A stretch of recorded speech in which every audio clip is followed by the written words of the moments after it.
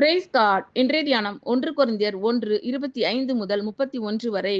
இந்தப்படி தேவனுடைய பைத்தியம் எண்ணப்படுவது மனுஷருடைய ஞானத்திலும் அதிக ஞானமாய் இருக்கிறது. தேவனுடைய பலவீனம் எண்ணப்படுவது மனுஷருடைய பலத்திலும் அதிக பலமாய் இருக்கிறது. எப்படியெனில் சகோதரரே, நீங்கள் அழைக்கப்பட்ட அழைப்பை பாருங்கள்.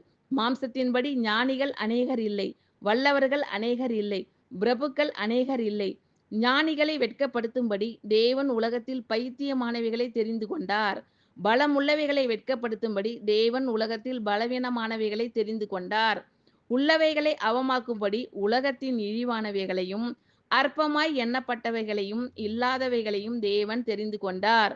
மாம்சமான எவனும் தேவனுக்கு முன்பாக பெருமை பாராட்டாதபடிக்கு அப்படி செய்தார்.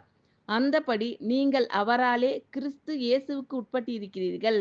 எழுதி இருக்கிறபடி மேன்மை பாராட்டுகிறவன் கர்த்தரை குறித்தே மேன்மை பாராட்டத்தக்கதாக அவரே தேவனால் நமக்கு ஞானமும் நீதியும் பரிசுத்தமும் மீட்பும் ஆனார். ஆமீன். Thank you Lord.